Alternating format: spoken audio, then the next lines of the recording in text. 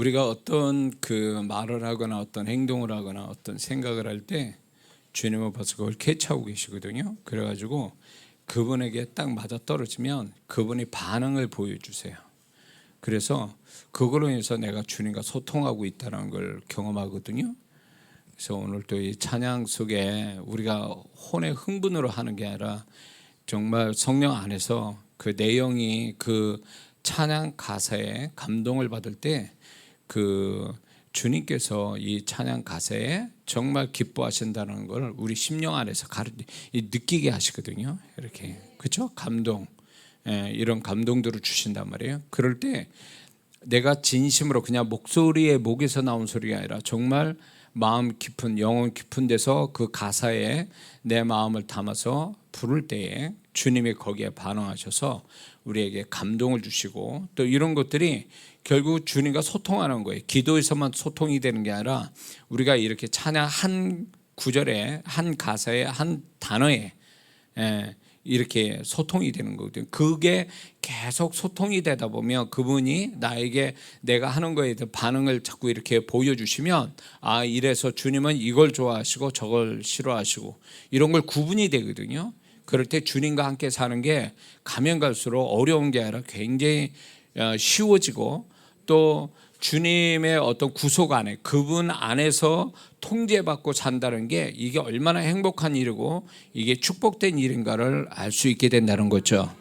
그래서 우리는 내가 좋을 대로만 이렇게 하는 게 아니라 내가 하는 것이 주님을 의식해서 주님이 어떻게 반응하시는가에 거기다 초점을 두고 이렇게 간다면 우리가 이제 지금 이 찬양 가사에 단어 하나에 감동을 받고 주님의 감동을 받잖아요. 내가 감동받았다는 건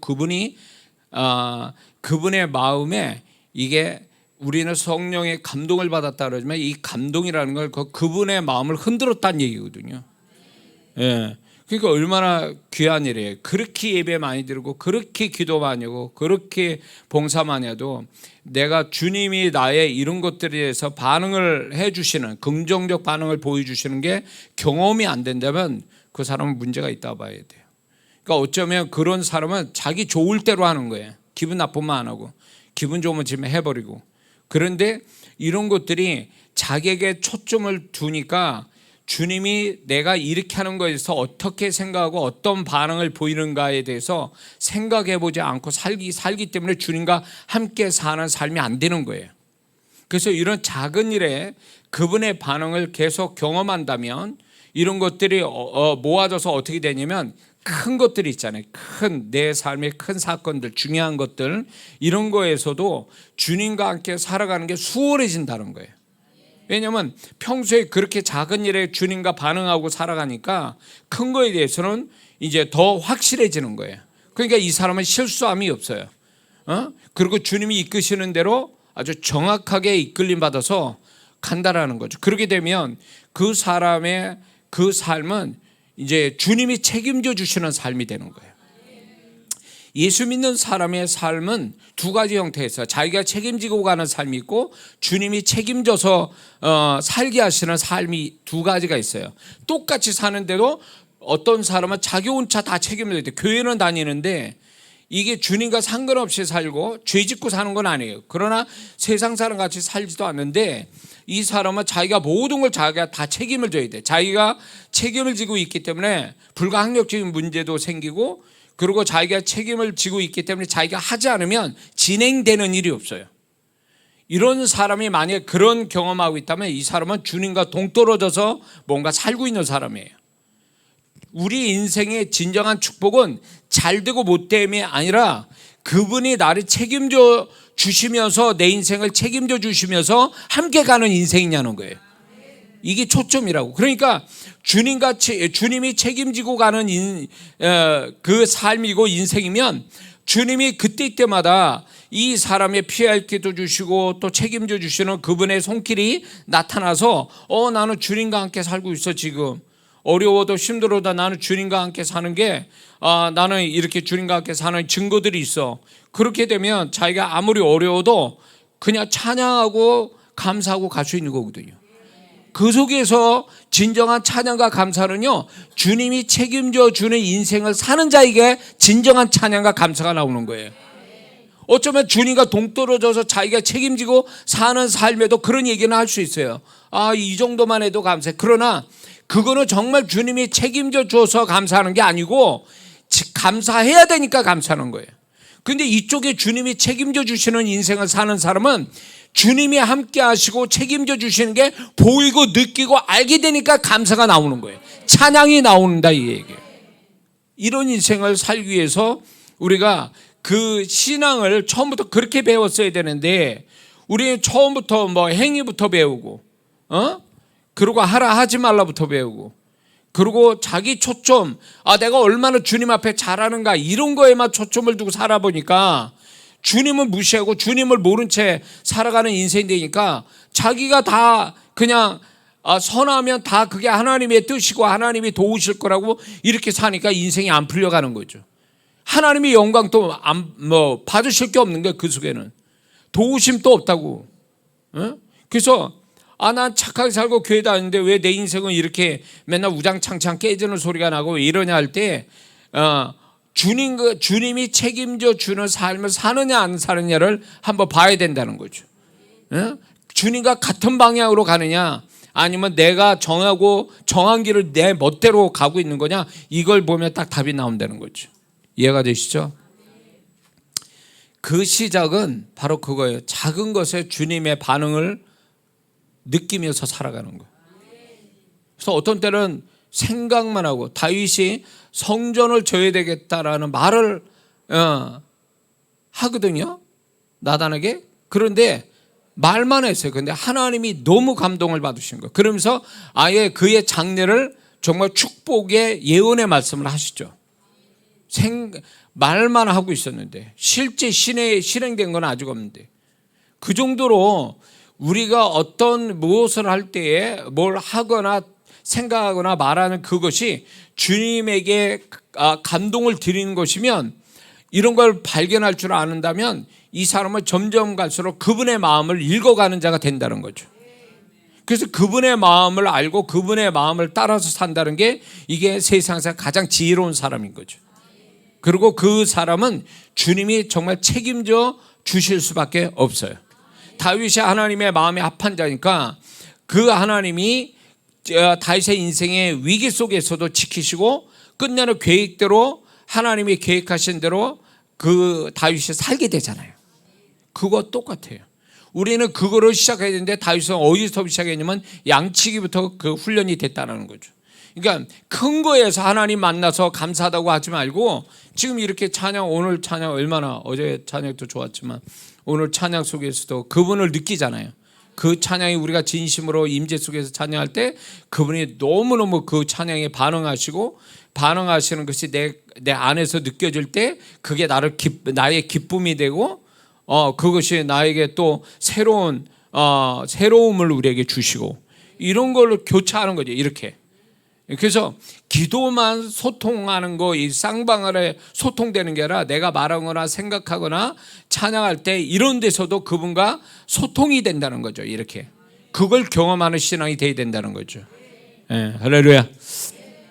자, 은혜가 되십니까? 자, 오늘 아침에 주실 말씀 보겠습니다. 전도서 11장 6절 말씀 다 같이 시작. 너는 아침에 씨를 뿌리고 저녁에도 손을 놓지 마라. 이것이 잘 되는지 저것이 잘 되는지 혹 둘이 다 잘 되는지 알지 못함이니라. 아멘. 말씀 제목이요. 시작. 잘 되는 것에 대하여. 자, 이 제목으로 같이 말씀 나눌 때 주님의 음성 여러분에게 들려지기를 주의 이름으로 축원합니다. 그리고 우리 말씀 속에서 내가 뭐가 문제고 내가 어떻게 해야 될지를 좀 깨닫는 시간이 되기를 주의 이름으로 축원합니다. 어떤 사람이든 인생을 한번 살고 마는 건데, 살아가면서 자신이 하는 일들이 다 잘 되기를 바라죠. 그건 누구나 다 같은 마음일 거예요. 그런데 이제 삶이 안 되면 안 될수록 더 잘 되기를 간절히 소망하죠. 그리고 우리는 살아가면서 더 시간이 흘러갈수록 더 잘 되기를 굉장히 강렬히 원하고 있습니다. 하나님도 마찬가지예요. 믿는 자의 인생은 가면 갈수록 그 존재값 것부터 시작해서 그 사람의 삶을 플러스 시켜가는 게 하나님 뜻이에요. 마이너스로 가는 거는 그건 하나님 뜻이 아니거든요. 마이너스로 가게 하는 건 사단의 역사고, 하나님의 역사는 가면 갈수록 플러스 돼 가는 거예요. 예. 그래서 우리가 잘 되는 게 하나님 뜻인데, 잘 된다는 건 이렇게 단적으로 이렇게 표현할 수가 있습니다. 갈수록 자신이 하는 모든 것이 막힘없이 진행되고 점점 모든 게 플러스 되어 간다. 그게 잘 되는 뜻인 줄 믿습니다. 그래서 잘 되기 위해서, 우리가 잘 되기 위해서는 실제적이고 중요한 세 가지를 우리가 좀 알 필요가 있습니다. 오늘 아침에 그걸 얘기하려고 합니다. 근데 이거는 제가 지금까지 살아오면서 주님이 저한테 축복하시면서 가르쳐 주신 세 가지이기 때문에 여러분들이 이걸 꼭 기억해 두셔서 이대로 주님이 가르쳐 주신 것대로 간다면 그 사람은 가면 갈수록 플러스 돼 가는 인생이 될 줄 믿습니다. 저는 이제 제 앞에는 잘 된 사람이 오는 사람은 지극히 드물고 잘 될 사람들만 와요. 그 얘기 뭐겠어요? 지금 안 되는 분들이에요, 다. 예. 그래서 이제 전부 다 오실 때 보면 그냥 얼굴이 막 시커멓고 말이에요. 눌리고 말이에요. 예. 좀 힘들어하는 게 보여요. 예. 그런 분들이 이제 하나님 보내주신 거죠. 근데 이제 이분들과 이제 같이 말씀 듣고 성령 임하시고 막 이러면서 이제 하나하나 문제를 풀어갈 때마다 얼굴빛이 달라지고, 예, 화장을 안 한데도 빛이 나고 힘이 생기는 게 보이고 기도도 열정적으로 하고 이렇게 하셔서 잘 되는 분들을 제가 많이 보게 되거든요. 근데 이제 그 지금 안 돼서 잘 될 쪽으로 가는 그분들한테 제가 노래하듯이 하는 게 있어요. 뭐냐면 잘 될 때 조심하세요. 꼭 이러거든요. 그러면 안 될 때는 그 말이 막연하게 들리거든요. 먼 나라 이야기처럼 외국어처럼 들리는데 안 그렇거든요. 안 될 때 주님이 가까이 하시고 은혜 주시고 잘 되게 하시려고 이끌어 가시는 그분의 손길이 있거든요.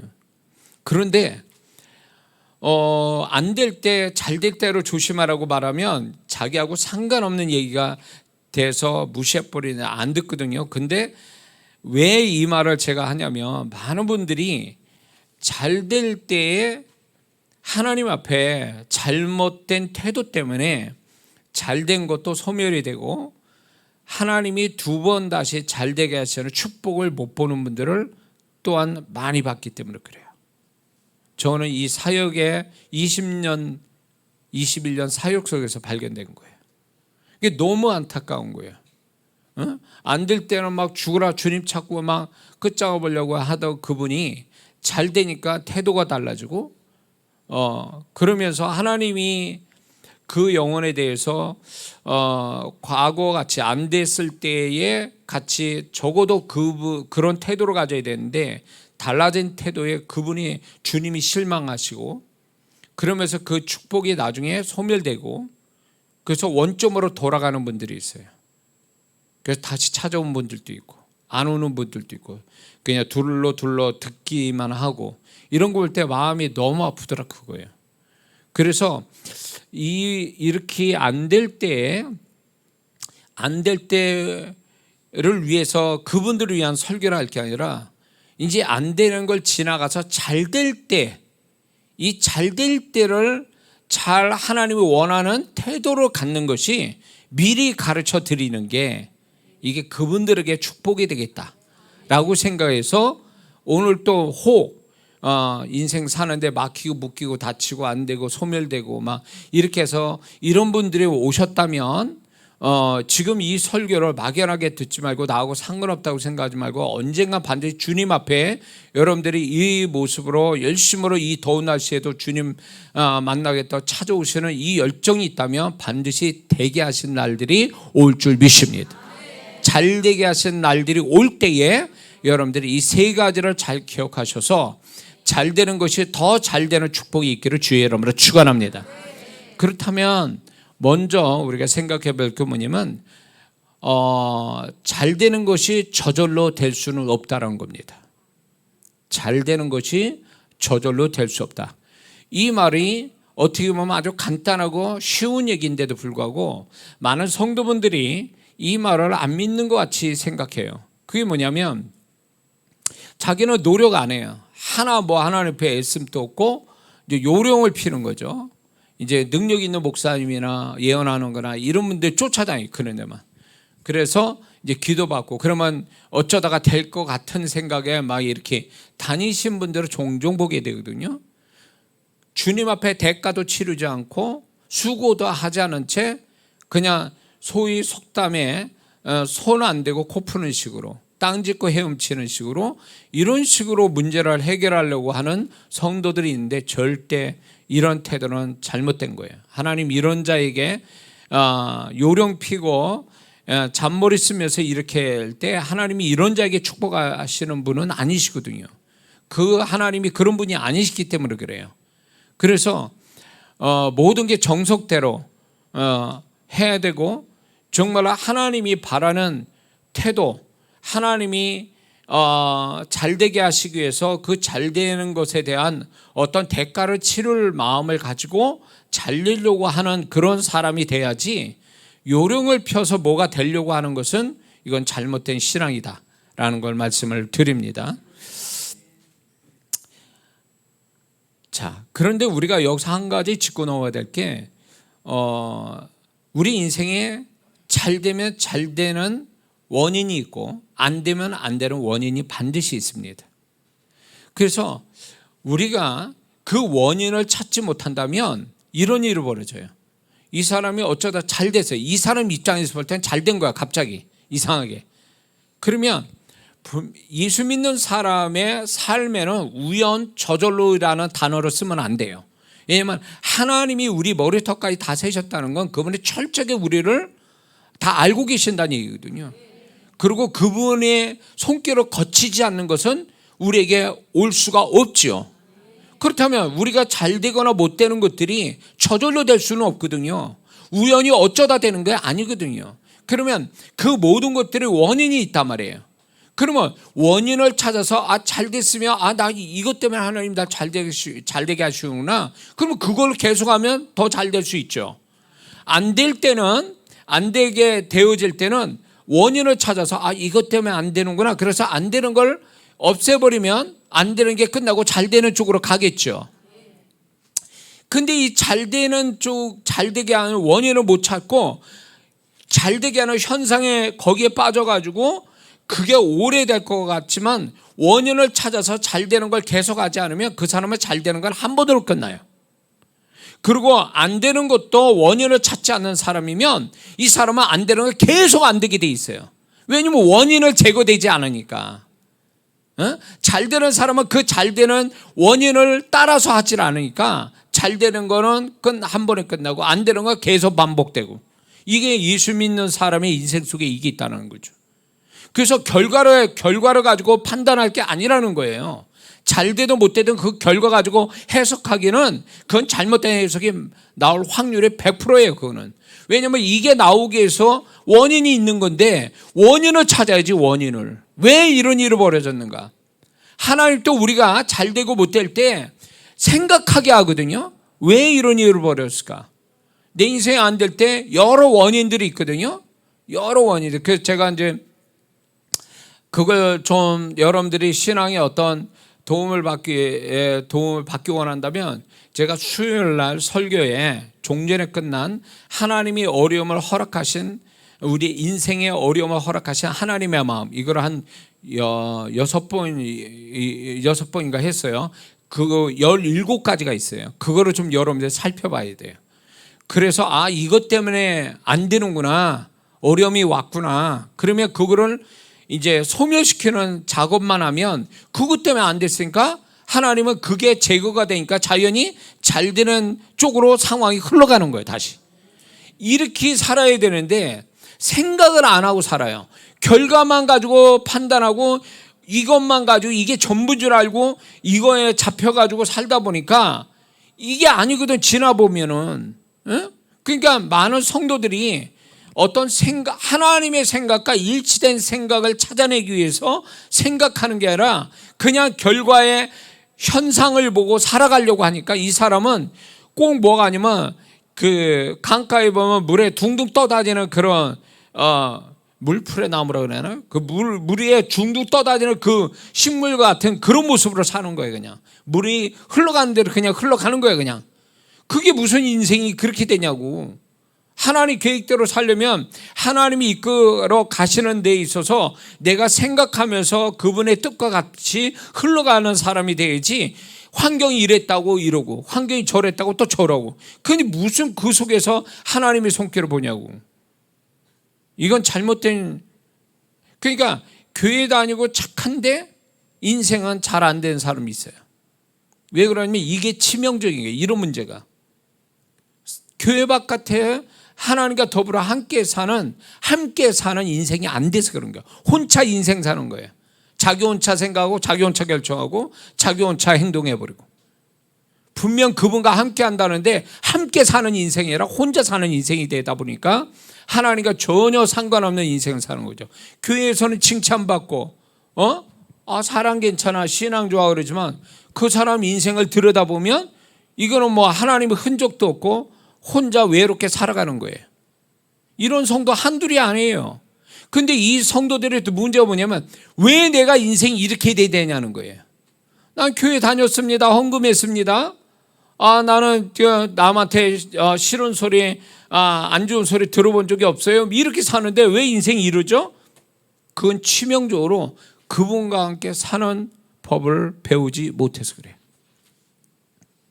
그러니까 그분이 자기 인생 속에 있어서 잘 되면 잘 되게 하신 그분의 뜻이 있고 그 원인이 있다라는 거죠. 안 되면 안 되는 대로 그분이 찾아보게 하는 그 안 되는 원인을 찾게 주시려고 하는데 이런 거를 이렇게 생각해 보지 않고 사는 거예요. 인생을 이렇게 생각해. 세상 사람처럼 살다 보면 이런 일 저런 일 다 겪는 거야. 이런 식으로 사는 거죠. 예수 믿는 사람 인생 그게 아니에요. 절대 아니라고요. 왜냐면 예수 믿는 인생은요, 이렇게 어쩌다 우연히 이렇게 부딪히고 저렇게 부딪혀서 인생 사는 게 아니에요. 하나님의 계획 속에 하나님의 허락 안에서 하나님의 생각 안에서 이루어진 일들이기 때문에 우리는 하나님의 생각을 읽는 게 내 인생을 제대로 살 수 있는 비결이거든요.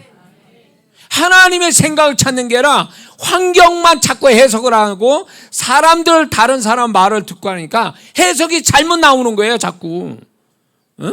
왜 하나님 들을 생각 안 하냐? 왜 그분의 음성 들을 생각 안 하냐고. 주님, 내 인생이 왜 이렇게 됐습니까? 뭐가 문제입니까? 왜 그런 질문조차도 안 하냐고. 이런 질문을 하기 전에 꼭 이거부터 해요. 하나님, 제가 이렇게 됐는데 살려주세요, 도와주세요. 이게 전부야. 그분이 안 도와주셔서 도와달라는 얘기예요? 그거보다 먼저 주님이 듣고 싶은 말이 뭐겠어요? 너 이게 왜 생겼는지 왜 나한테 안 물어보지? 내가 머리털까지 다 세고 네 인생을 다 내가 통제하고 다 내 허락 안에서 이루어진 일인데 왜 너는 왜 이게 허락됐는지 왜 나한테 물어보지도 않느냐는 거예요. 그러니까 그분이 이 질문하면 대답을 주시려고 하는데 이 질문을 안 하고 자기에게 도와달라고 하니까 하나님이 답답한 거예요. 축복을 이 사람의 문제를 해결해 줘도 그분의 마음은 시원치 않는 거예요. 왜? 그게 정답이 아니거든. 그게 주님이 원하시는 뜻이 아니란 말이에요. 근데 이 성도는 문제가 해결되는 게 이게 전부라고 생각하는 거예요. 그러니까 하나님하고 생각이 다르고 생각이 다르니까 인생이 가는 방향이 다를 수밖에 없어요. 누가 손해요 그러면 결국. 그러니까 하나님 탓한단 말이에요. 근데 이거를 성도분들끼리 이렇게 같은 수준의 성도들끼리 얘기해봐야 잘 정답이 안 나온단 말이에요. 그래서 멘토가 필요한 거예요. 영적인 멘토. 그리고 교회에서 이런 걸 배워야 되는 거예요. 교회 생활만 잘하라는 거 이걸 배우지 말고 교회 바깥에서 어떻게 살 건가를 배워야 된다는 거예요. 거기서 진짜 주님을 경험하면 거기서 축복을 받아야 되잖아요. 교회에서 축복이 아니라 교회 바깥에서 축복을 받아야 되는 거잖아요. 세상 사람, 세상 조직이 있는 데서 하나님이 함께해서 그분이 베풀어 준 축복을 만나야 그게 진정한 크리스찬이지. 교회에서는 칭찬받고 다 하는데 교회 바깥에서 엉망으로 살고 말이야. 축복은 없고 말이야.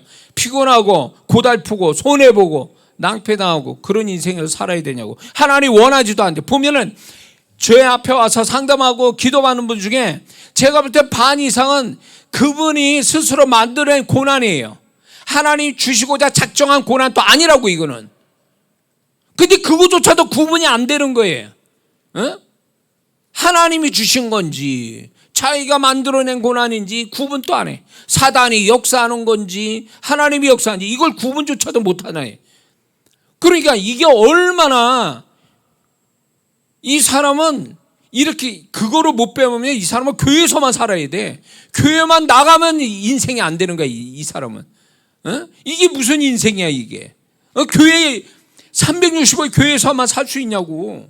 세상 나가서 돈도 벌어야 되고 뭣도 해야 되는데 거기서 진짜 교회의 반경보다도 세상에서 사는 반경이 더 넓고 더 많은 걸 경험하는데 거기서 하나님 경험하고 거기서 하나님 축복을 경험해서 교회 와서 간증하고 하나님 높여야 될 사람들이 교회 바깥에서는 아무것도 없어. 그게 무슨 신앙이에요 그게. 그래서 저는 항상 강조하는 건 뭐냐면 잘 되든 못 되든 원인은 있다. 하나님은 그 원인을 찾기를 원하신다. 원인을 찾아서 하나님 이거 같아요. 잘 되는 거 저 이것 때문에 잘 되게 하신 겁니까? 라고 이제 물어보는 거죠. 그분에게 확인을 받는 거죠. 히스기야 왕이 그 다 아는 사건이잖아요. 그가 이사야를 통해서 부고장을 받았잖아요. 자기 죽음의 부고장을. 그때 히스기야 왕의 기도에 뭐가 있냐면 내용에 내 지난 날의 선한 행실을 기억해달라는 얘기가 있어요. 근데 18장에 가보면 이 히스기야 왕이 왕이 되면서 엄청 종교개혁을 일으켰거든요. 그래서 산당을 없애버리고 뭐 우상숭배 다 버리고 뭐 하나님을 섬기 이 선한 행실이 있었다고요. 율법을 지키고 그 선한 행실을 기억해달라는데 하나님이 그걸 기록해놨다는 것은 히스기야의 기도 내용을 기록했다는 것은 그게 맞는 내용이라는 거죠. 그리고 실제로 그 선한 행실 때문에 결국 그는 15년 생명 연장받죠. 그리고 아수르에서 구출받잖아요. 이게 결국 뭐냐면 원인이 있었던 거예요. 원인이. 근데 히스기야 왕이 그 후에 하나님이 자기를 축복한 게 기도 잘해서 축복받은 줄 알고 있어요. 지난날의 선한 행실을 통해서 하나님이 축복했다는 사실을 잊어버렸어요. 그래서 그는 역사에 가보면 뭐라고 얘기하냐면 그는 은혜를 잊어 교만한 자라고 그랬어요. 그래서 결국 하나님이 두 번 그 축복은 그에게는 없었습니다. 냉정하게 그는 살다가 그대로 죽었어요. 그게 뭘 얘기해요? 하나님이 이 분명 축복을 하실 때는 그 이유가 있었는데 히스기야 왕은 그 이유를 찾았어야 되거든요. 원인을 찾았어야 되는데 안 찾고 보여지는 게 미쳐가지고 거기서 징계를 받죠. 교만하고. 그러니까 이게 문제인 거예요. 우리 성도들이 이런 게. 그래서 우리가 잘 되든 못 되든 원인이 있는데 근데 이제 우리가 잘 되는 것은 결코 우연히 어쩌다가 잘 될 수는 없다라는 거예요. 공중에 나는 그 비행기가 어쩌다가 공중에 떠 있는 겁니까? 이 땅에는 중력의 법칙이라는 게 있어요. 끌어당긴단 말이에요. 지구 위에 있는 것들은 다 중력으로 이렇게 끌어당겨서 땅이 붙게 만드는데 공중에 떠 있다는 얘기는 중력의 법칙을 이기는 에너지가 있었다는 얘기 아니에요. 비행기는 그런 거잖아요. 그것처럼 이 영의 세계는 능력 세계거든요. 능력 세계인데 두 가지 능력이 충돌이 나는데 잘 되게 하는 능력이 있고 망하게 하는 능력 두 가지가 있어요. 하나님이 잘 되게 하는 능력이 있고 망하게 하는 사단의 능력이 있어요. 그러므로 우리 삶이 안 된다라는 것은 뭔가 잘못됐다는 것은 영의 세계에서 그 사람이 가지고 있는 영의 세계가 벌써 안 좋은 쪽으로 기울어졌다라는 뜻이거든요. 그래서 예수 믿는 사람은 우연히 뭐가 잘못됐다 그럴 때 그것만 그거를 해결하는 그것만 해결하려고 그러면 이 사람은 진정한 문제 해결이 안 돼요. 이 사람이 현실로 드러난 문제는 어디서 출발하냐면 이 사람이 가지고 있는 영의 세계에서 출발이 된 거예요. 그래서 영의 세계부터 고쳐야 돼요. 그렇다면 영의 세계가 이미 자기가 가지고 있는 영의 세계가 능력 세계인데 이 능력 세계는 잘 되는 세계와 안 되는 세계가 두 가지가 이제 충돌이 나서 내가 잘 되는 영의 세계가 되면 내 인생은 잘 되는 거고, 안 좋은 게 더 우세하다면 내 인생은 안 되는 쪽으로 자꾸 나타나는 거거든요. 그러기 위해서 이게 내 인생이 뭔가 안 됐다라고 한다면 이거는 잘 되게 하기 위한 에너지를 써야 되는 거거든요. 그래서 영적으로 내가 기울어진 안 된 쪽으로 기울어진 것을 바로잡아서 잘 된 쪽으로 하려면 잘 되는 영적 에너지를 발산을 시켜야 되는 거거든요. 그래서 기도가 그 중에 하나인 거예요. 믿음이 또 그게 하나가 되는 거죠. 그러니까 우리는 충분히 내가 가지고 있는 영의 세계, 육의 세계를 영향을 끼치는 영의 세계를 얼마든지 바꿀 수 있는 능력자들이거든요, 우리가. 그래서 영의 세계를 우리가 변화시키기 위해서 잘 되는 에너지가 넘쳐가지고 인생 사는데 그냥 저절로 이렇게 모든 게 잘 굴러가게 하려면 영의 세계가 그 정도 되려면, 그래서 하나님이 교회 생활, 기도 생활, 믿음을 보여라, 무슨 하나님께 헌신해라, 이런 것들이 다 종합적으로 뭐가 되냐면 영의 세계에서 잘 되는 에너지로 발산하게 만드는 거예요. 쉽게 표현하면. 그래서 이 사람이 교회 생활 열심히 하고 하나님께 그렇게 잘 보면 치명적으로 선택과 결정의 문제에서 하나님과 함께 잘하기만 하면 문제는 없어요. 근데 이제 보편적으로 그렇게 하나님이 이 사람이 잘 되게 하는 에너지가 많으면 공중의 중력의 법칙을 뛰어넘는 공중에 떠 있는 비행기처럼 그 사람은 안 되는 능력을 이겨서 이 사람은 오히려 잘 되는 역사가 오게 된다는 거죠. 그래서 우리가 저절로 잘 된 일이 생길 수는 절대로 없어요. 그만큼 대가를 치르니까, 잘 되는 에너지를 쓰니까 잘 된다는 거예요. 그래서 어떤 성도는 이런 성도 없었으면 좋겠어요. 기도도 안 해, 교회 예배도 잘 안 드려. 근데 저를 어떻게 알았는지 누구를 소개받아서 왔어요.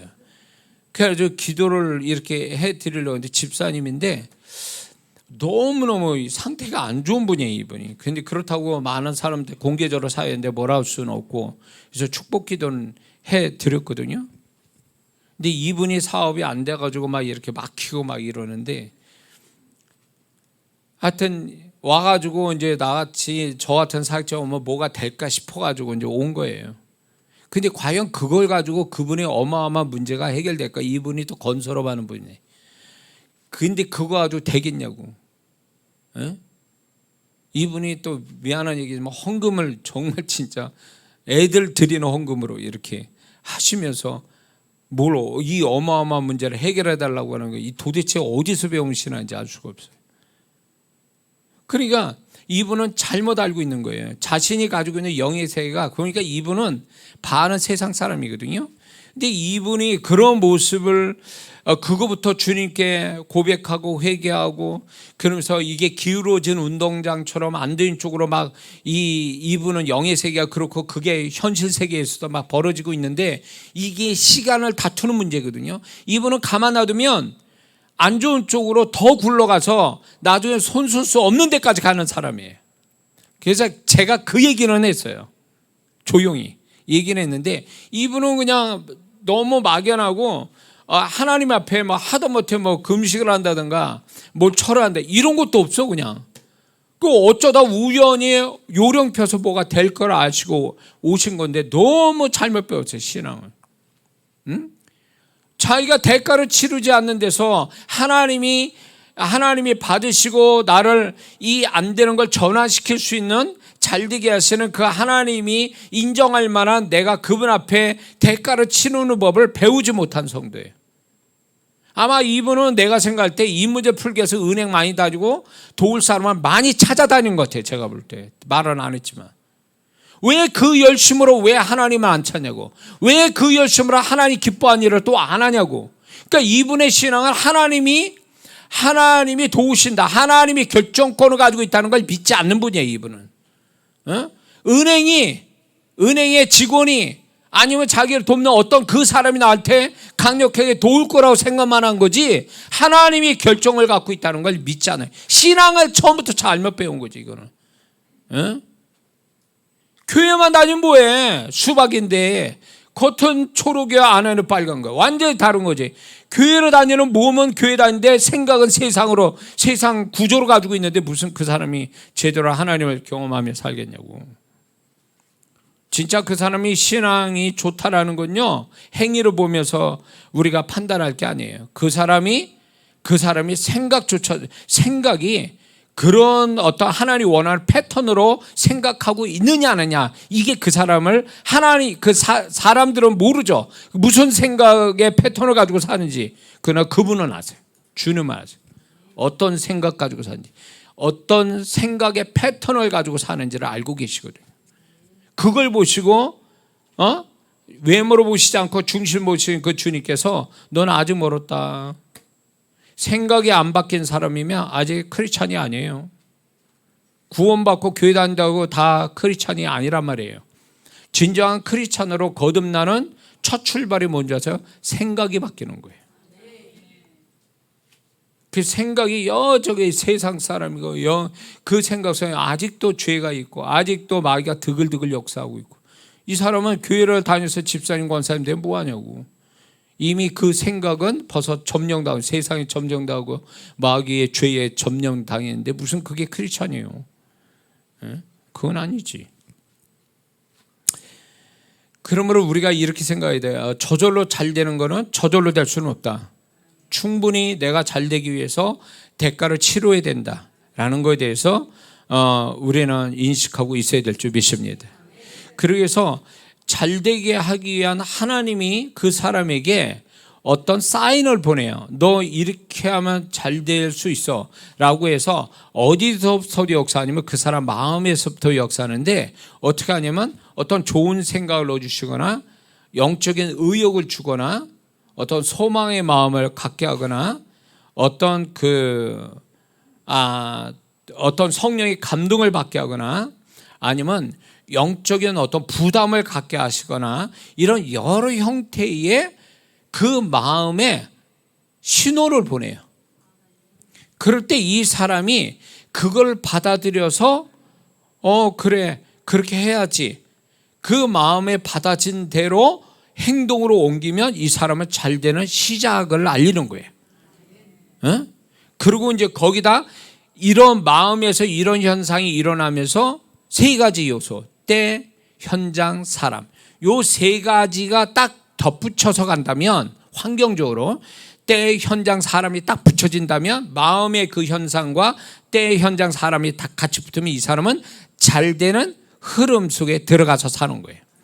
이 사람은 그러면 정말 신기한 일을 만나죠. 왜냐하면 자기가 노력하고 수고하지 않아도 하나님이 예비하신, 하나님이 책임져 주신 일들을 만나게 돼요.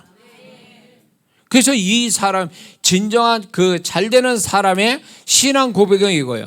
나는 그렇게 많은 제가 알아서 뭘 한 게 아니에요. 주님이 처음부터 끝까지 다 이렇게 하셔서 저는 이렇게 축복을 받았습니다. 이게 정답이거든. 그분이 주어로 써서 그분이 그렇게 하셔서 나는 구경만 하고 그분이 그렇게 하신 것에 대해서 저는 감사만 하고 찬양만 했습니다. 이 고백이 나와야 되는 거예요. 예? 그 사람이 진짜 잘 되는 사람이지. 믿습니까?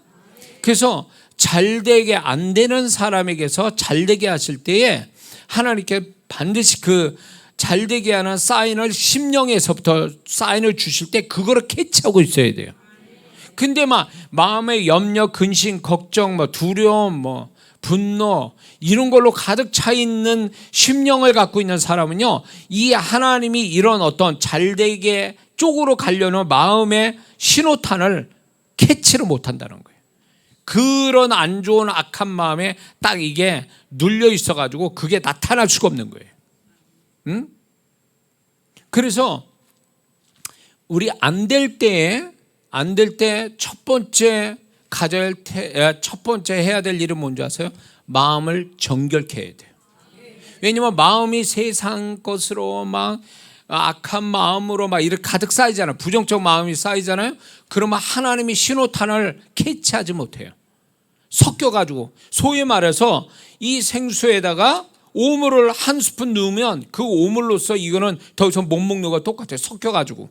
그것처럼 하나님이 좋은 거를 보내주셨는데도 워낙 안 좋은 게 이미 있었던 거라 이게 들어와서 하나님 것이 들어와서 희석이 돼버리는 거야. 없어져 버리는 거예요. 응?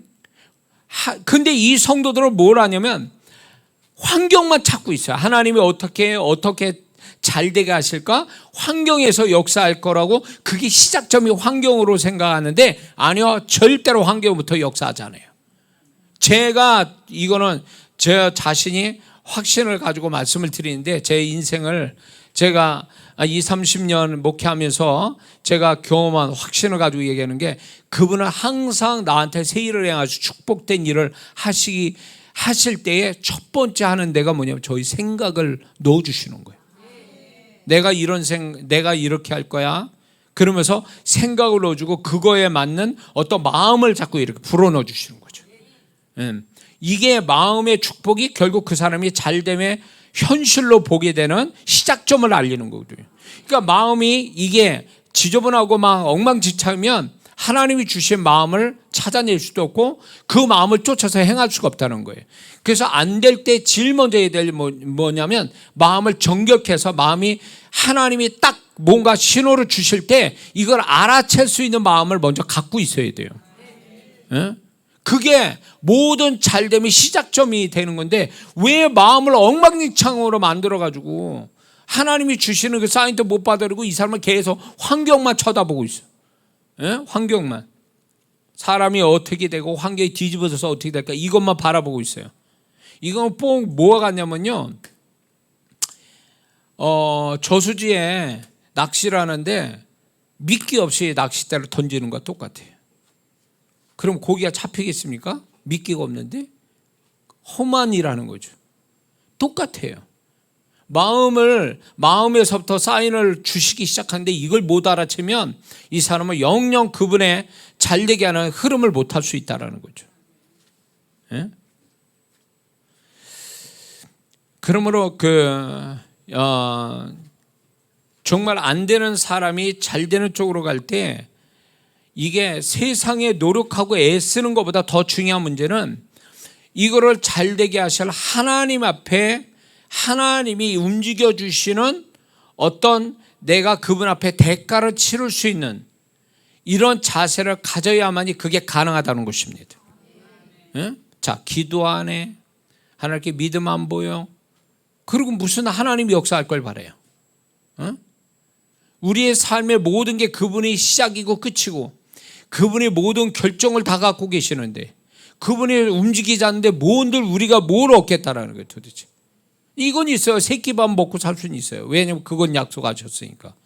그런데 정말 우리가 문제로 만든 이 어마어마한 문제를 우리 힘으로 안 되는 거를 주님이 해 주셔야 되는데 주님이 안 움직이시는데 뭘 어떻게 하자는 거예요 도대체. 이런 성도 있죠. 자기가 문제가 있는데 주님이 전혀 나타나질 않아요. 그러면 주님이 나타나지 않는다면 원인이 있을 거예요. 주님이 왜 안 움직이시는지. 이거는 분명한 사실은 하나가 있어요. 그 사람이 주님 앞에 안 움직여서 그래요. 안 움직인다고. 왜 세상에서 애쓰고 힘쓰는 거는 당연하게 생각하고 왜 하나님 앞에 애쓰고 힘쓰는 거는 그거는 안 하려고 그러냐 그 얘기예요. 그러니까 거저 얻으려고 그래. 거저 하나님께 주시는 것들을. 그렇게 해서 답이 나오는 게 아니에요. 이거는 아직도 그런 신앙을 그런 모습이 있다면 이 사람은 신앙을 잘못 배운 거예요. 잘못 배운 거라고. 세상에요. 지금 이제 시급이 10,000원 넘어갔죠. 제가 이제 그 잘 되는 그 패스트푸드점을 가다 보면 엄청 사람들이 계속 밀려서 이제 들어오는데 거기서 일하는 그 알바생은요 시급 10,000원을 받기 위해서 쉼 없이 일을 해요. 그 10,000원 하나 벌자고 피곤할 정도로 그 10,000원 한 장 벌자고.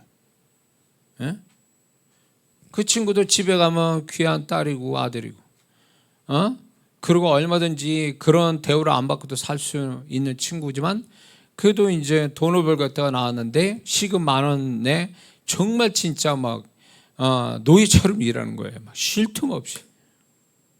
근데 왜 저는 그거 보면서 예수 믿는 사람이 이 사람만큼 다 못한다는 거죠. 시급이 10,000원짜리 받는 그 사람만큼 열정을 가지고 주님을 찾지 않으니까. 그런 데서 무슨 역사 오겠어요? 대충 해가지고 뭔가 얻을 생각하는 거? 어디서 신앙 배운 거예요? 이런 게. 주님이 그렇게 하기를 원하시냐고요. 그분은 우리에게 최선을 다하신 분이에요. 그분은. 믿습니까? 그 하나님이 이스라엘 백성도 그렇고 우리의 인류를 위해서 그분이 예수님까지 독생하신 예수님마저 십자가에 못 박으실 만큼 우리에게 최선을 다하신 분이라고요. 그리고 그분은 항상 나를 대하실 때 최선을 다해서 나를 대하시거든요. 대충 내가 못났고 그분을 기쁘게 못하니까 대충 상대하신 게 아니란 말이에요. 그분은. 제가 그분과 상대하고 그분의 음성을 들어보면요, 그분이 저한테 하시는 거 보면 정말로 내가 이런 대우를 주님께 받아도 될 사람인가 황공한 마음이 드는 거죠. 왜냐하면 그분은 아무리 작은 걸 주시고 그분이 단 한마디를 들려주셔도 그분은 제가 늘 동일한 게 뭐냐면 그분은 나한테 최선을 다하신다는 거예요. 뭔가 말씀하셔도 마음 없이 기계적으로 말할 수도 있잖아요. 근데 그분은 그렇지 않아요. 그분은 이 말씀하는 것보다 그 담겨진 마음이 더 커요. 그러니까 제가 들을 때는 너무너무 감동이 오는 거예요. 그래서 주님의 음성이 감동이 와야 이게 정상인 거예요. 주님의 음성이 기계적인 음성들을 다 그 사람은 주님의 음성 아닐 확률이 높아요. 왜냐하면 그분이 음성을 들려줄 때는 기계적인 소리만 들리시는 게 아니라 그분은 감성, 우리를 향한 나를 향한 감정을 가지고 얘기하시거든요. 근데 그 소리보다도 감정이 더 커서 감동이 밀려올 수밖에 없는 거예요. 그 정도로 그분은 나한테 최선을 다하시는 거라고요. 네? 근데 우리는 그분에 대하여 최선을 다하느냐는 거예요. 그분은 나한테 온 마음을 다하여 나에게 최선을 다했는데 나는 어떻게 보면 죽을 때까지 그 은혜를 못 갚지만 그분의 태도를 죽을 때까지도 그런 태도를 못 가질 거라는 생각이 들어요.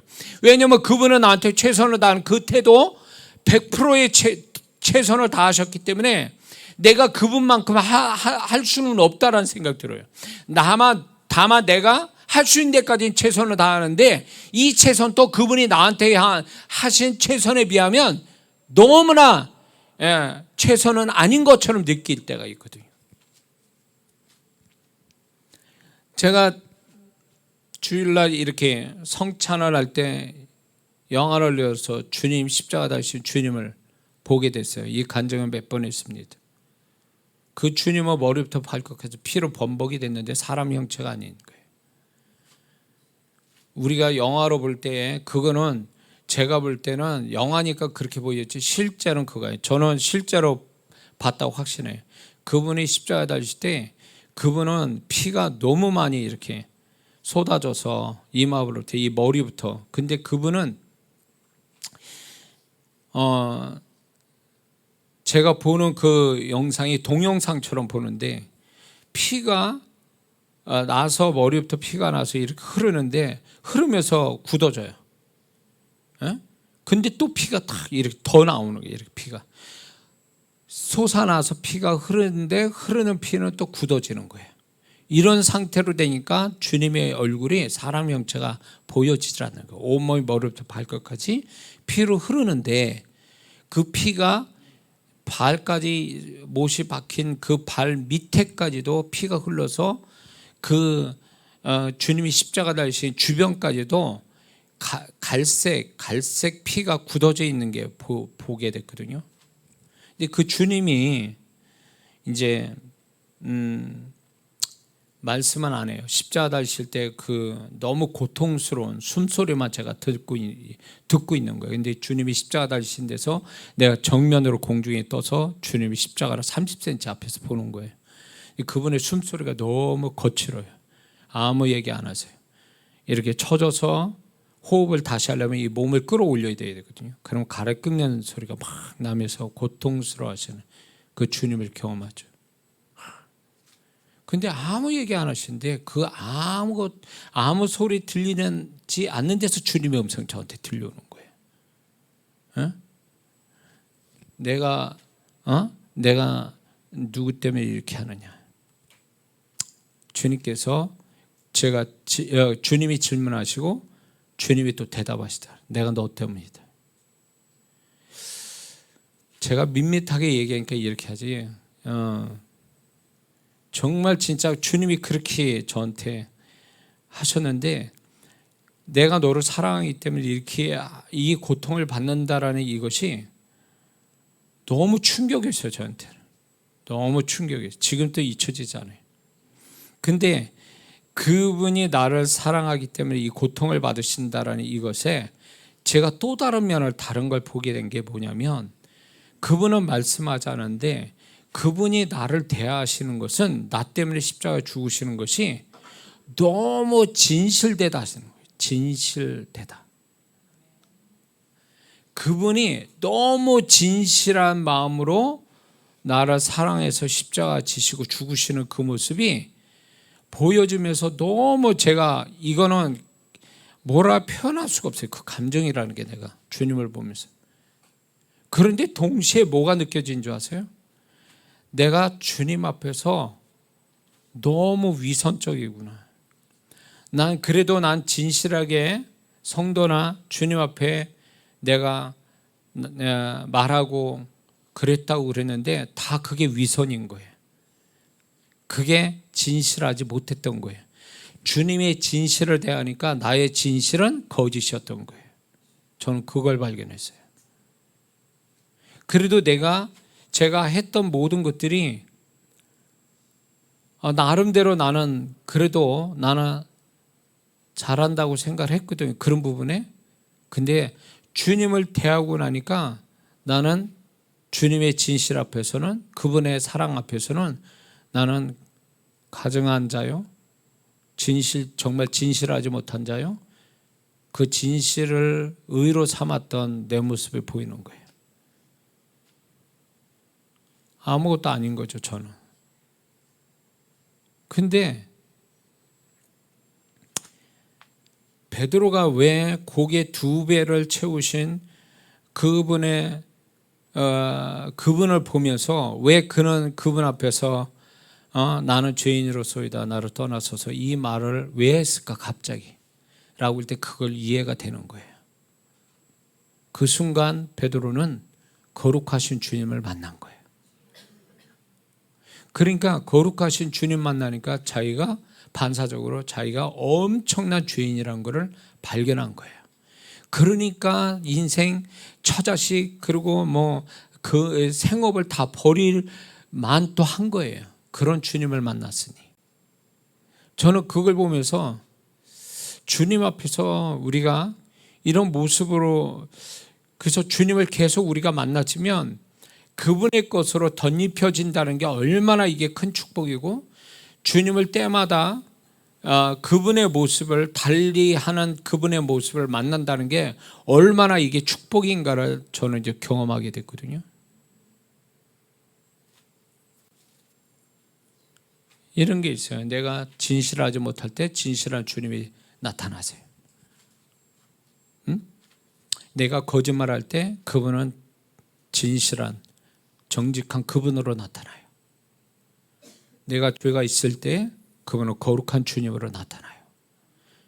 그분은 내가 거룩한 주님이다 이렇게 나타나시지 않거든요. 나를 아세요. 내가 말하지 않아도 그분을 부르고 그분을 찾으면 그분의 등장이 곧 그분으로 인해서 내 모습을 보는 거예요. 그래서 우리 모두는요, 나를 항상 주님하고 대면을 해서 그분이 거울 돼서 내 모습 보는 일에 열심을 내야 돼요. 그게 진실로 그분 앞에 나의 존재를 새롭게 발견하고 새롭게 변화시킬 수 있는 어떤 근거가 되죠. 근데 우리는 주님과 상대하는 1대1로 주님과 상대해서 나를 발견하는 게 아니라 자꾸 소위 말하면 다른 사람, 어떤 이런 또 환경 이런 거하고 자꾸 상대하다 보니까 왜곡된 나를 자꾸 발견하는 거예요.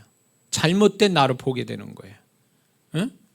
그런데 정말 살아계신 주님과 만나면요, 그 사람은 정확하게 자기를 발견할 수 있어요. 그리고 주님을 정확하게 알 수 있어요. 그렇게 돼요. 그런 신앙이 돼야 되는 거예요. 눈을 바깥으로 돌리지 말고 주님에게 초점 두고 그분과 상대하는 데만 좀 집중한다면 이 사람은 훨씬 더 내면이 더 주님을 닮아가는 사람이 될 수 있는 줄 믿습니다. 모유에게도 여기까지 왔는지 모르겠네. 자,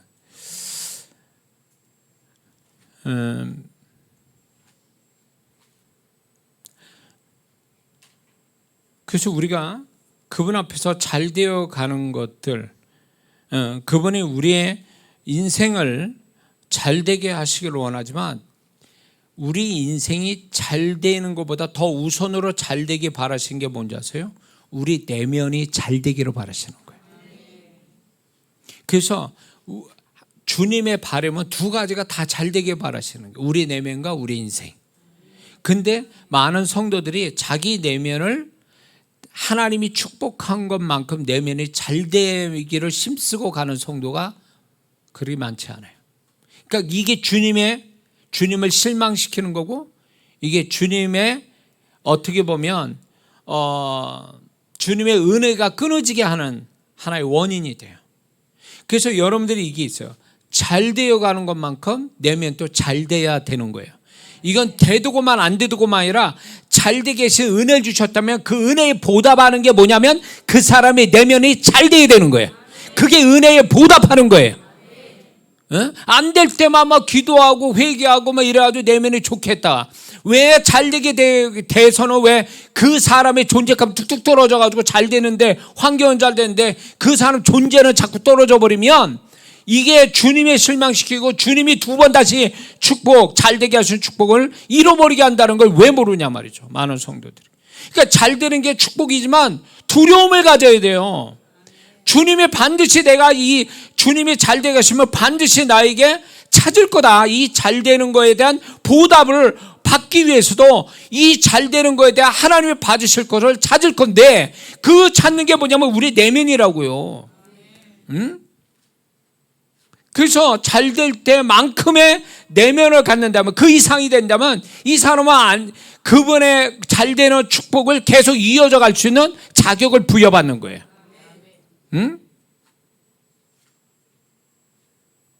그래서 잘 된다, 환경이 잘 된다 그러면 하나님이 메시지를 주셨다 이 생각이 돼요. 네 내면 잘 되기, 내가 네 내면 잘 되게 하기 위해서 너 인생 잘 되게 한 거야. 알아서 해. 이거거든요. 자, 두 번째는 우리가 잘 되었다고 그것이 완전한 건 아니라는 사실을 알아야 돼요. 한번 잘 됐다 해서 그게 완전한 게 아니에요. 자, 이걸 어떻게 비유하냐면 아기가 태어났어요. 그러면 그 아기는 사람이에요. 그러나 그 아이가 말을 합니까? 기어다닙니까? 뭘 합니까? 못해요. 사람이지만 완전한 사람은 또 아니거든요. 그러니까 시간이 필요한 거예요. 완전한 사람으로 가기 위해서. 그렇죠? 그것처럼 또 비유로 들면 어떤 사람이 중대한 어떤 병을 걸려서 병원 가서 수술했습니다. 그렇다고 수술해서 그 사람이 완전히 병이 난 겁니까? 죽을 먹어야 되고 한동안 병원 생활해야 돼요. 잘 못 걸을 수도 있어요.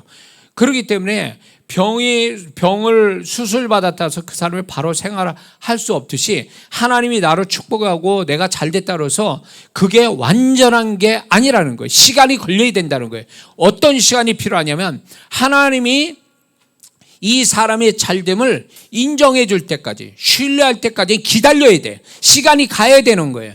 그래서 하나님이 인정해 줄 때 비로소 하나님이 그 잘됨을 도장 찍어 줄 때 사단이 틈 못하게 돼 있어요.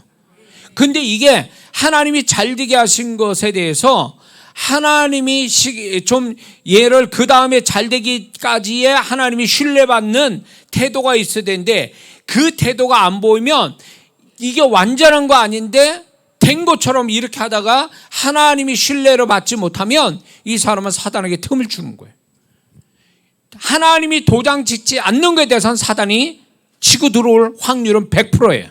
그러니까 어떤 사람이 축복받고 잘못되는 경우가 왜 그래요? 하나님이 그렇게 하신 게 아니에요.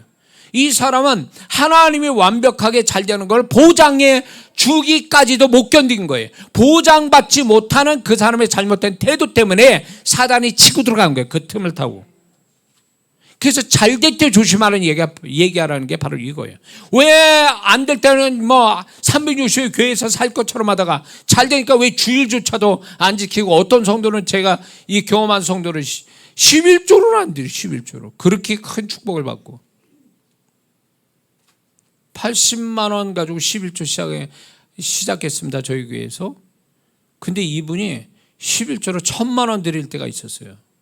저희 교회 와가지고 새벽에 이제 와가지고 이제 80만 원 11조 드리는 이 양반이 새벽 기도 마쳤는데 무릎 꿇고, 딱 기도 끝나고 나왔더니 뭐 여기서 무릎 꿇고 있더라고요. 그랬더니 목사님 기도해 주세요. 제가 물질 축복 받으면 교회와 목사님 돕겠습니다. 그래서 이제 하도 그 자세가 확실해서 이제 축복 기도했죠.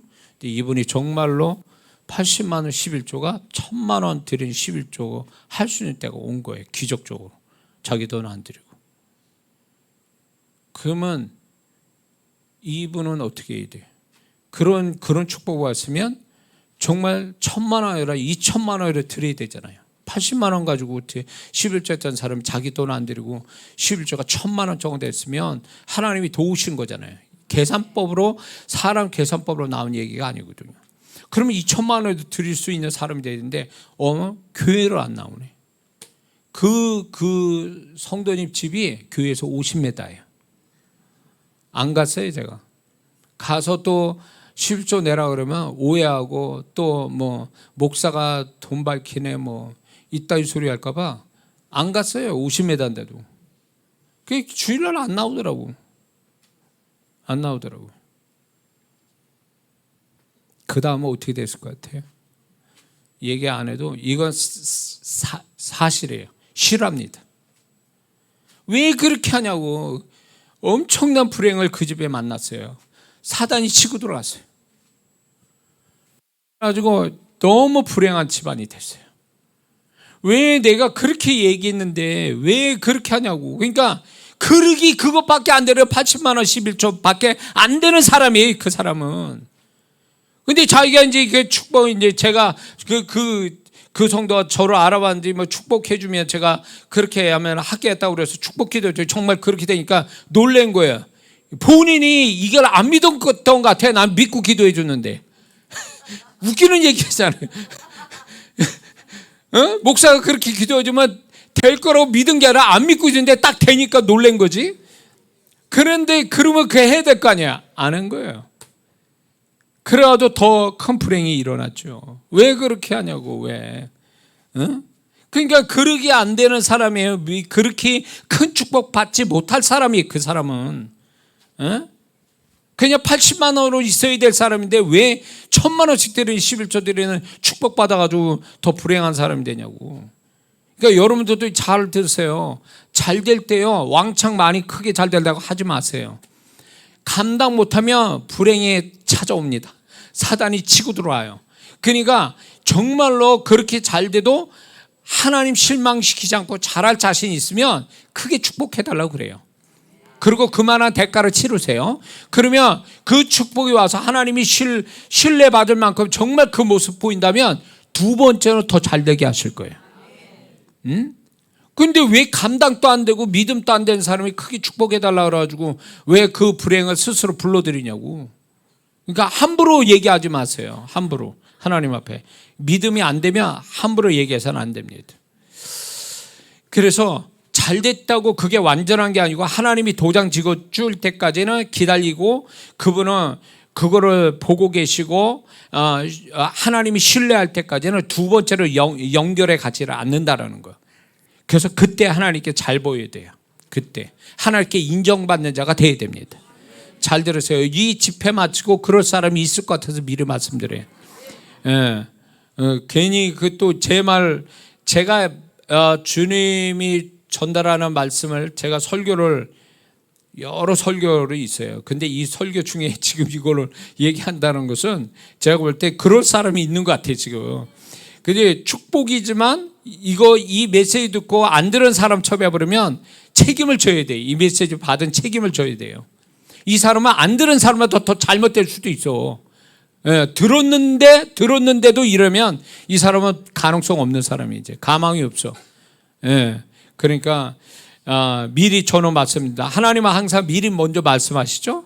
그래서 순종한지 안 한지를 보시고 그 다음에 그분의 행동이 나오시잖아요. 그러니까 저는 이제 주님을 대신해서 여러분들 전달했으니까 이제 책임을 지세요. 이 말씀에. 그래서 두 번째 축복으로 가는, 더 큰 축복으로 가는 여러분 되시기 주의 이름으로 축원합니다. 이제 세 번째는 이런 거죠. 잘 되는 것은 한 번으로 끝나지 않는다. 이거를 아셔야 돼요. 하나님은 한 번 축복하셨다고 그걸로 잘 먹고 잘 살아라 이게 아니란 말이에요. 그분은 얼마나 우리를 사랑하시는지 정말 우리가 고만 주셔도 됩니다 할 때까지는 계속 가시는 분이에요. 계속 주시기 원하시는 분이에요. 그래서 제가 집회를 할 때도 제가 이걸 더 확실하게 경험하는 건 뭐냐면, 자, 성도분들의 성향이 너무 하나님이 기뻐하는 영혼들이에요. 심령이. 근데 제가 이제 또 지방성 얘기해서 죄송하지만 제가 이제 전라남도에서 사역을 엄청 오래 했거든요. 거기 분들이 열정이 못해요. 여기 그쪽에서 오신 분이 있습니까? 막 그냥 너무 열정적이야. 막 그냥 날 잡아먹어요. 막 그냥 얼마나 열심히 이제 막 내가 거기에 눌려가지고 막 진짜 힘들 지경이에요. 막 메시지를 못 전하겠어요. 막 이게 막 집회가 이제 메시지 전할 쯤 되면 성령이 역사하고 막 이분들이 이걸 너무 사모하니까 막 밤새도록 집회하는 거야. 밤새도록 저 죽어나가는 거지 막. 그 정도로 열정적인 분들이에요. 그분들이. 그래서 저도 재밌게 힘들었지만 재밌게 이렇게 사역하는데 거기서 발견된 게 뭐냐면, 그분은 사모하는 자에게 사모하는 것만 주시는 게 아니라 사모하지 않는 것까지 주신 분이에요. 그러니까 사역을 처음에 하나로 시작해요. 하나로 시작했는데 이게 시간이 갈수록 계속 다른 사역들, 저 보셨죠? 제가 어제 어떤 사역했는지 종합적으로 다 나오는 거예요. 그러니까 이게 생각 없어요. 100명, 200명, 300명이 앉았다 쳐보세요. 이거 미치는 거예요 이거.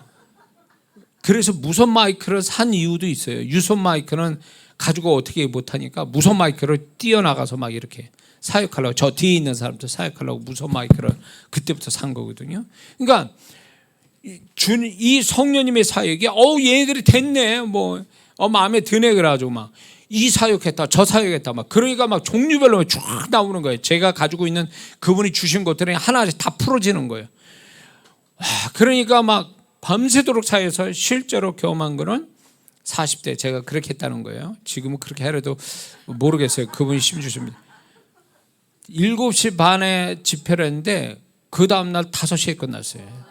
쉬지도 않고 여기 서서 계속 사역을 한 거예요. 이 거짓말에 여기 우리 저 집사님 계시죠? 저 초창기 제 집회할 때 참여했던 우리 집사님 부부가 있었는데 거짓말 안 해요.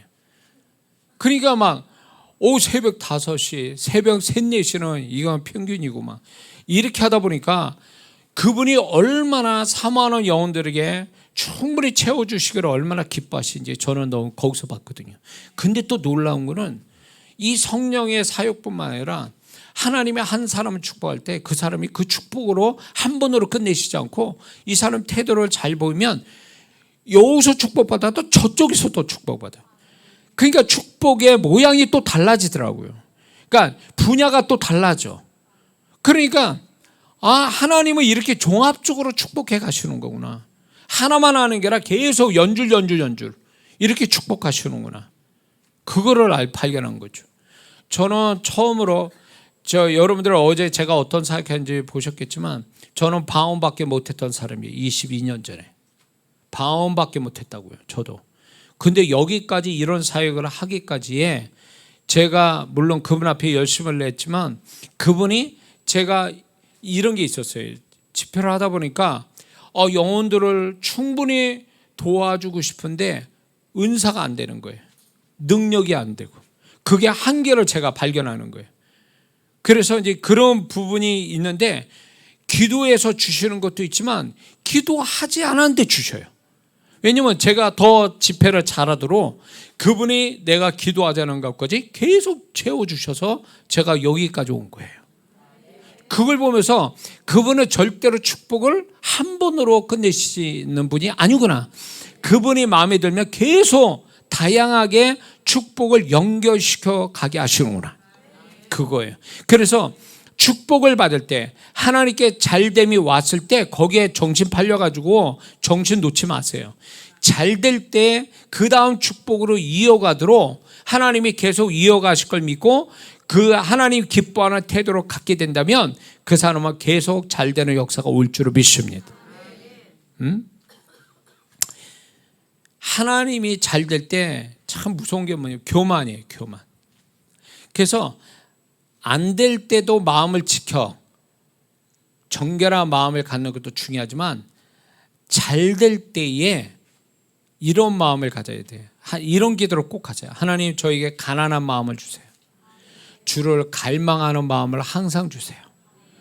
이 기도, 이 축복을 받으면 이 사람은 상황이 잘 되든 못 되든 주님을 더 가까이, 주님을 더 찾는 마음을 늘 가지고 사니까 그분에게 인정받는 사람이 된다, 그거예요.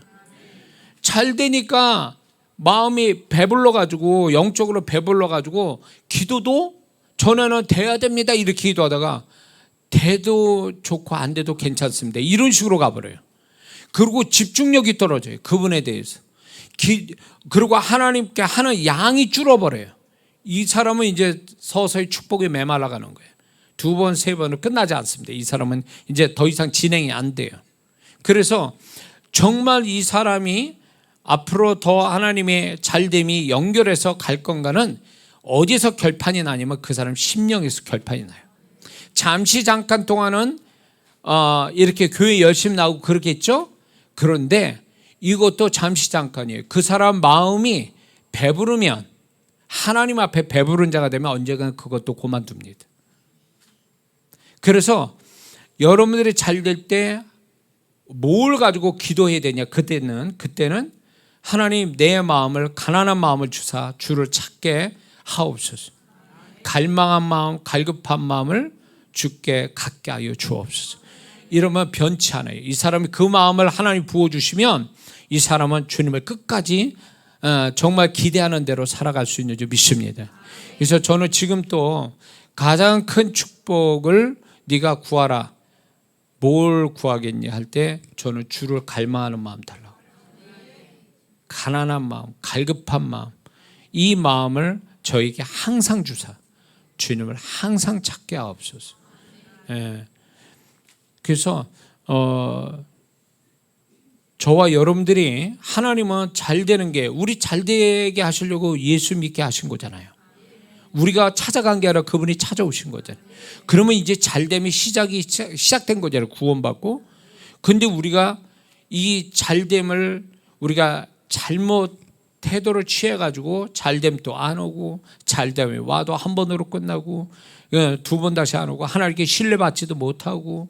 다윗이 통합 이스라엘 왕이 될 때까지의 그는 많은 역경을 겪었죠. 그 속에서 다윗의 시편을 보면 다윗은 물론 그가 실수한 부분도 있지만 그 긴 세월에 비해서 다윗은 하나님을 그렇게 실망시켰다고 다른 사람에 비해서 실망시킨 건 아니죠. 그런데 이 다윗이 이스라엘 왕이 될 때까지 그가 거의 뭐 한 17, 28년 그러고 나서 살아가서 죽을 때까지 왕이 되고 그 후에 살 때까지도 보면 이 다윗의 시편을 보면 그가 어떤 마음으로 살아갔는지가 딱 나오거든요. 시편을 보면 하나님을 향한 그 아주 다른 사람 못 갖는 하나님을 향한 그 마음이 있어요. 집중된 마음, 그분과 소통하는 그 마음, 그거에 떠나지 않았거든요. 그 마음을. 그러니까 저는 시편 읽으면서 정말 왜 하나님이 다윗을 그렇게 좋아하시고 그가 내 마음에 합한 자라고 말씀을 아주 하실 수밖에 없는 이유가 거기 있었던 거예요. 그러니까 우리가 어떤 환경적으로 오는 그 눈에 보이는 축복이 하나님이 축복의 전부라고 생각하지 마세요. 이게 전부다고 생각하니까 그 사람의 내면에서 오는 축복을 무시해버리는 거예요. 주님은 진짜로 주고 싶은 게 뭐냐면 다윗이나 바울이나 하나님의 사람들에게 있었던 내면의 축복을 이게 끊어지지 않고 계속 샘처럼 흘러나오는 그분을 향한 마음, 이 마음이 하나님이 주고 싶어하는 가장 귀한 마음이거든요.